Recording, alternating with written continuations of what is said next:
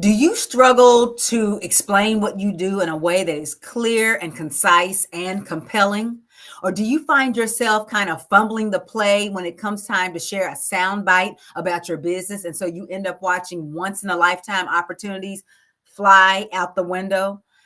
In this episode, we are going to be diving into the art and the science of crafting your perfect elevator pitch. We're also going to talk about why having a strong elevator pitch is essential to your brand success. I'm going to actually give you a formula that you can just plug in like a template, your business's information, and have the perfect elevator pitch. And then I'm going to tell you how to avoid some common mistakes that could be holding you back from the opportunities that you seek. Welcome to Purposeful Presence. I am your host, Coach MJ. I am a serial entrepreneur. I am an author, a brand strategist, an event producer, and a keynote speaker. And this podcast is your go-to resource for entrepreneurs who are ready to elevate your branding presence and your social media strategies while staying true to your purpose. Each episode, we dive into practical tips, insightful strategies, and mindset tips to help you do it yourself. DIY a brand that not only attracts your ideal audience, but also aligns you with your vision and your goals. Let's get into it. So if you watched our episode last week, which is episode two of season 2, we were talking about the elevator pitch test.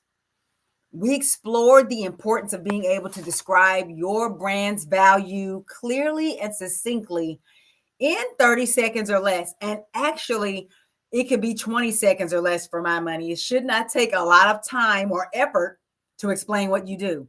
We learned that you cannot articulate what you do, or that if you can't articulate what you do in 30 seconds or less, you're going to risk losing your audience's interest. It shouldn't be a lot of want, blah, blah, blah to explain what you do. So this week, we're going to take it a step further by teaching you how to construct the perfect elevator pitch, a plug and play formula you can use to confidently share your brand story. And I'm just going to put this out there. We're not just, the idea of an elevator pitch comes from the idea that if you stepped into an elevator and your ideal business partner or investor or whoever was in the elevator with you, and you only had the amount of time the elevator takes to go from maybe a top floor to a bottom floor to explain what you do, could you say what it is in a succinct and clear way? However, as we're going to learn, you don't need to be in an elevator to use your elevator pitch. As a matter of fact, you probably won't be in an elevator when these opportunities come open. So whether you're at a networking event, whether you are actually pitching to investors, or if you're just chatting with a potential client, this formula that we're going to learn today is going to ensure that you make a lasting impression. So first off, we're going to talk about why do you even need an elevator pitch? Well, first off, first impressions matter. Your pitch is often your first opportunity to convey what it is that you do and why it matters. It's kind of like your brand's handshake, right? If you think about it, you might have even been using an elevator pitch at an actual interview, maybe a job interview, where they just you say, tell me a little bit about yourself. Your elevator pitch in that job scenario could be the difference between them being captivated and wanting to hear more and them thinking that you're not a good fit, that you're a bore, whatever that could happen. It's your first handshake for your brand when we think in terms of an elevator pitch for your company. So the way you impact someone the first time that they hear from you, whether it is you actually talking, which is what we normally think about as an elevator pitch, but also them you capturing their attention on your website, in your social media bios. All of these are places where a good elevator pitch comes in handy because, again, they can hear it in really 15 seconds. Unless I keep shaving time. First it was 30 seconds. Now it's 20 seconds. Now it's 15. You should at least be able to get that first sentence out in 15. But first impressions are important because you only get one chance to make one. The other thing is it can make or break you, because if I don't want to hear any more about what you're talking about because you didn't capture me in those first few minutes, that opportunity can be gone forever. First impressions matter. The next reason why an elevator pitch is something that you need for your brand is that clarity breeds confidence. If you have a well-crafted pitch, it demonstrates that you understand your brand, your product, your service, your audience, your goals. And when you are clear, first of all, you speak with more confidence. People normally have confidence in people who have confidence in themselves, right? So if you present with clarity, because you know exactly what you're talking about, you're going to come across as confident. You will be confident. And then the person hearing you will naturally absorb and adopt that same level of confidence, even if what you have is not necessarily what they need. Here's the thing. People want to be around people that know what they're doing, that they trust, that they can resonate with. And so sometimes you will see people get drawn into what you're talking about in your elevator pitch, even if they are not your ideal customer, just because they like something that's clear, something that is succinct, because it comes across with such a level of confidence. The next reason, or the third reason why you need an elevator pitch, is that you can seize opportunities anywhere. Remember a few minutes ago, I told you that you are not literally always going to be inside of a literal elevator when you give this pitch. It can be on your social media pages. It can be on your website. It can be something that you say at a networking gathering. It can be just a casual conversation with family and friends. Because here's what's true. And we talked about this last week. Or maybe we didn't talk about it last week. I don't know if we talked about it last week. Go watch the episode anyway. But if you have to train people who are going to be referring you to other people when you're not there, you have to train them how to, present you to other people. You want to make sure when you tell people, be sure to refer customers to me or let people know what I'm doing. You want to tell them what to say. A great elevator pitch, this might be a fourth reason I don't have listed here. It helps other people to know how to talk about you when you're not there. Give them a quick sentence that they can refer to. Heck, if they forget about it, they can go right to your website or they can go right to your social media page and pull it from there. People should be able to express or see expressed in a very few words exactly the value that you bring. So then they can also use that same verbiage to talk about you to other people.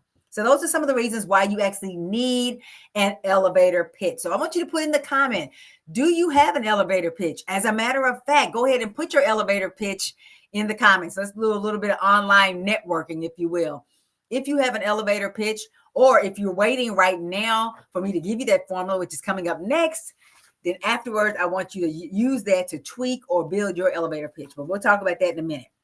So here's the simple formula that I would like to share with you for your elevator pitch. I like a plug and play. And it's maybe something that you've seen before. This is not something new. I did not invent this elevator pitch formula, but it has a little spin on it that actually I didn't used to use at the early part of my business that we're going to talk about. But here's the overall formula. I help target audience to achieve a specific result or benefit by providing my unique solution or service. Here's the part that I didn't used to do that I now understand is essential. Unlike whatever your competitor or alternative solution is, we or I, and then you put your key differentiator. I'm going to give you a couple of examples here in a minute. So again, I help target audience to achieve specific result or benefit by providing unique solution or service. And unlike competitor or alternative, we key differentiator. That is your formula for your for your elevator pitch. And if you notice, it only took me a handful of seconds to say that. Now, when you fill in the blanks, it's going to add some words. So that's why you might get up to 30 seconds. But let's try to keep it to even 20 seconds. That's one of my challenges for you. So I'm going to give you a couple of examples. Here's one. I help small business owners to increase their online sales by providing custom social media strategies. Unlike cookie cutter agencies, we tailor each campaign to reflect your unique brand story. So even that did not take me a long time to read, okay? So we got the target audience, which is small business owners. And as a business owner, you should be clear on who your target audience is, because otherwise, how are you creating products and services and experiences that cater to them. You need to know who they are, become an expert at your target audience, know everything that they're thinking, everything that they are looking for, everything that they desire. You should be an expert on that. So you should know who your target audience is. And I want to correct a misunderstanding that many newer business owners and even older business owners have sometimes. They think their product is for everybody. Nothing is for everybody. There is no product or service in the world that a business provides to a customer that every single person needs, right? You need to become niched down and understand who your target audience is, whether it's small business owners, whatever your group is. You need to be very specific. Not even all business owners. It's not even all small business owners. There's probably some more specifics you can get. But in that initial elevator pitch, you don't have time to get all the specifics about which small business owners. So just say that and they'll want to hear more. Then you can niche down and say, okay, here are the exact small business owners I help. But we covered the target audience. We also talked about the specific result or benefit, increasing their online sales, right? So that's why I put achieve in parentheses. You may not use the verb achieve. Your verb may come from the result or outcome or benefit that you give them. So to increase their online sales, that's your result or benefit. And then we talked about the unique solution or service that you provide by providing custom social media strategies. So you need to understand what is unique. Now that doesn't, when we say unique, it doesn't have to be there's nothing new under the sun. So there's nothing that any business provides that literally nobody else does. You may do it in a certain way that nobody else does. And certainly you being the person presenting the product or service that you provide makes it unique because you are unique. However, when we say unique solution or service, you need to just be very crystal clear and succinct about what you provide at a detailed level. So custom social media strategies, not just social media strategies. These are customized. Then we also have our competitor or our alternative, cookie cutter agencies, people that just do the same thing for everybody. Cookie cutter agencies. Now, there are people that are happy with cookie cutter agencies. This particular person's target market is not interested in that. So unlike that, we're saying we know you don't like that. And then the differentiator in this example is we tailor each campaign to reflect your unique brand story. So in less than 30 seconds, more like 20 seconds, this person is very clear about what they do. And the listener has the option of asking for more. Another example, I help busy professionals reduce stress and improve productivity by offering personalized wellness coaching. Unlike apps or generic programs, I work one-on-one to create lasting change. So again, busy professionals. Now he might niche down some more on who these busy professionals are, but in the elevator pitch, you can't drill down too much because it'll end up being the blah, blah, blah that goes on forever and you don't even know if they're interested. So busy professionals is the audience. Reducing stress and improving productivity is the result or benefit. Offering personalized wellness coaching is the unique solution or service. Again, not unique as in nobody in the world is doing it, but this is what I do to provide a solution for this group that other people may not be doing. And then your competitor or alternative is apps, right? Wellness apps or generic programs that say it's one size fits all. The differentiator for this particular person or business owner is that they work one-on-one to create lasting change. So I hope that you kind of are clear on how you can use this formula. I'm going to show it to you now with just blanks.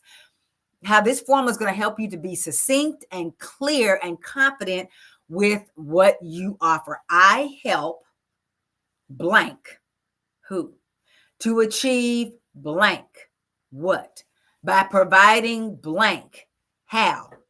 Unlike blank, that's the other who, we blank. And this is kind of the what mixed with a how, right? So that is your perfect elevator pitch formula. Now I want to talk to you before we wrap up about some common mistakes that I want you to avoid. This is my favorite topic to talk about in this particular space. You want to avoid being too vague. Avoid things like I'm a coach. There's no power in saying I'm an anything, really. Even if you have a specific title, that doesn't tell people what you do or the impact you make. Having a title, I'm a CEO, I'm an entrepreneur. My God, if I hear that one more time on the dating show, I watch Pop the Balloon and Find Love. And it's always, every time I hear somebody say I'm an entrepreneur, I roll my eyes because that means nothing besides that maybe you don't have a regular job. What do you do? There's so many spaces to be an entrepreneur. That means nothing. Don't say I run a business. I'm a coach. Coaching doesn't mean anything. Back in the day when I was a kid, the only coaches I ever heard about was athletic coaches. Is that what you're talking about? Are you a fitness coach? You're a mindset. What does that even mean? What's a mindset coach? Tell me what you do. Be specific about what you do and who you serve. So instead of I am a, or even I run a business, that's vague. Say I help. Again, the elevator pitch. Don't even talk about your title. Don't say anything vague like I run an agency. Like that doesn't mean anything. What do you do? What impact do you make? The next mistake you want to avoid is to overloading with jargon. Keep your pitch simple and relatable. They don't need you to be clever, try to be gimmicky and do something catchy. You want it to be clear, so don't put a lot of jargon. It needs to be relatable to ensure that it resonates with a wide audience, right? Everybody doesn't know the specifics of your industry. Everybody does not know all those technical terms, and I know a lot of times we're impressed with ourselves, right? I get it. We love what we do. We're in the weeds. The people that need our help are not in the weeds. They just need the result. They don't know all that detailed stuff. So don't give it to them. You want to make them understand what it is you do so they can immediately know if you are the solution that they need. The third common mistake I want you to avoid is focusing on features instead of benefits. Highlighting the outcomes and the value you provide rather than the process or the tools. Nobody cares about the course and the modules and how many times you meet every week and all the stuff, the office hours. Like they need to know that at some point, but in the elevator pitch, they don't care the how as far as the steps, the processes. They don't care. It doesn't mean anything to them, especially if you have proprietary tools and processes that nobody would understand if you just named them. Like they don't know what that is. Talk about the outcomes you provide: increased sales, reduced stress, and improved productivity. I'm actually inspired right now to fix all my all my bios to make sure that they reflect my elevator pitch, right? Because I know they're not the worst. I don't have the worst ones out there, but I need to make sure that they are on point and on brand. Anyway, so you want to, don't be vague. Don't overload your elevator pitch with jargon, and then don't focus on the features. Focus on the benefits. They want to know at a glance, what do I get if I work with so-and-so, if I buy from so-and-so? And it should be crystal clear to them right off the bat. So here's how you can perfect your delivery of your elevator pitch so that it sounds natural. First of all, and this may sound funny, but practice makes perfect. Rehearse it aloud until it feels natural and not robotic. Confidence is key. So stand in the mirror, look yourself in the eye in the mirror, and act like your reflection in the mirror is the person that you're speaking to, because it is. And say your elevator speech or pitch. Say it over and over. Be authentic to how it would be in real life. So, don't shortchange the process. Stand there, act like you would if you were talking to somebody that you were trying to impress or draw into your ecosphere, right? And say, I help small business owners increase their online sales by providing custom social media strategies. Unlike cookie cutter agencies, we tailor each campaign to reflect your unique brand story. It should sound just like that. And you should be able to say it looking them dead in the eye. Start by practicing yourself, looking yourself in the eye. The second way to perfect your delivery is to adapt to your audience. Tailor your pitch based on who you're speaking to and their potential needs. So even within your specific product or service that you provide or experience, there might be still subgroups of your niche audience that may have slightly different needs. For example, if you're talking about small business owners, make sure that, if a person is sitting there, they're a small business owner, and maybe you help anybody in any industry, but if they are an accountant, for example, you may not say small business owners. You may say, I help business owners, like, hold on, what am I trying to say? I help accountants. It's not that you're saying I only help accountants, but you do help accountants if they are a small business, right? So I help accountants to blah, blah, blah. that makes it even more something that's going to resonate with the listener. Like, oh, they help people like me. Now, if you don't cater to the audience that they are in, don't make it up. If they're not your ideal client, let them go, because you'll regret it down the road if you don't. But, if they are, go ahead and niche down and just say, I help lawyers. I help, boutique owners, whatever that specific niche is that they're in, tailor it to your audience, or maybe that it's where they live, or whatever that specificity is, or maybe the specificity can be in how you describe your unique solution or service that you provide. Maybe that's what it is. The thing is, if you have practiced and you are confident in what you offer and who you offer to, you can switch it up in the moment. You're not going to be a robot. I can only say it this one way. You understand the nuances of what you do, and you can adapt it on the fly in the moment when you're practiced. And then finally, body language speaks volumes. I want you to smile, people. Business don't have to be sad and serious. You can be pleasant. People like people who smile. Even folk that don't smile a lot themselves like a person that smiles, as long as it seems natural and authentic and not weird, right? Maintain eye contact. Again, that goes back to the confidence. If you have confidence because you practice and you've prepared a speech that is representative of what you do, I keep calling it a speech, I mean a pitch, then you can be confident. And that's where the eye contact comes in. A lot of times people don't want to make eye contact, and there can be many reasons for it, but part of it is a lack of confidence. Fix that problem, and it'll be easier to look people in the eye. And then gestures that convey enthusiasm. Think about how I'm delivering this content right here. I'm really excited about talking about this topic, and you see the hand motions, you see my body language. It's not like I'm sitting here like this, talking with a monotone and look sad, looking off on the side, like I can't wait till this is over. No, I am in this with you in the moment, and I'm talking to you about this topic, and I'm excited about it. Let your gestures during your 20 to 30 seconds of fame, let it express who you are, and let it express the excitement that you have. Let your body express the excitement and the confidence that you feel, okay? So your challenge for today is that I want you to take 10 minutes after you watch this episode to draft your elevator pitch using the formula. I'm going to put it back up there again. I'm going to put up the full one for a while, and then I'll put up the one with the blanks, depending on which one. You take a screenshot or whatever you want to do.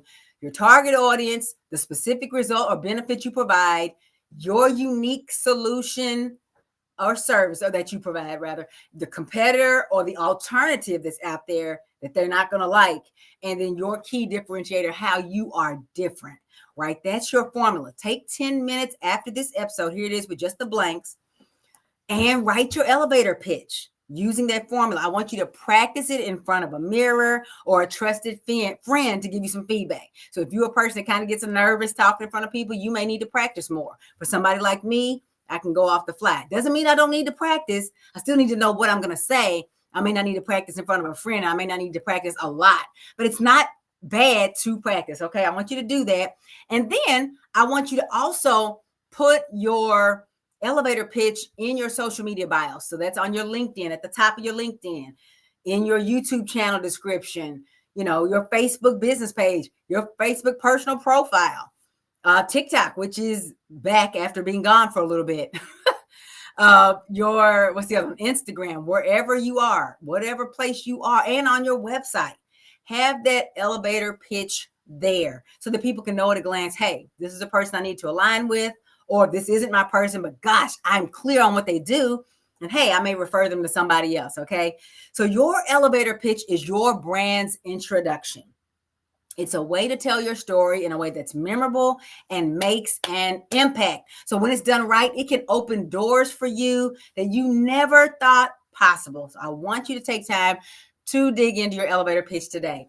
And if you are ready to refresh your brand and social marketing strategies in the new year, I've got something special for you. I want you to download my free 5 quick ways to refresh your brand and social marketing. It's going to say before the new year, but obviously we're in the new year, but the brand strategies still are applicable. I want you to go download that at MelanieHunter.com/refresh. MelanieHunter.com/refresh.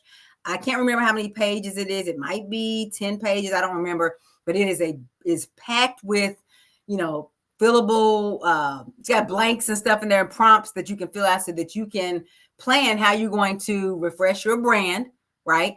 And also to go ahead and implement, because all these guides are completely useless if we don't actually implement what it is. So again, homework, work on your elevator pitch, upload all your social pages and your website with said pitch, and practice your pitch in the mirror or with a friend. And then go ahead and get your free download, melaниehunter.com/refresh.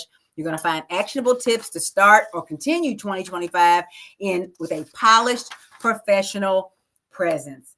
Thank you so much for joining me today. We release new episodes every Monday. I stream them at 2 p.m. Eastern Standard Time. I hope you would join us next week for the next episode of Purposeful Presence. Until next time, I'm Coach MJ, and I look forward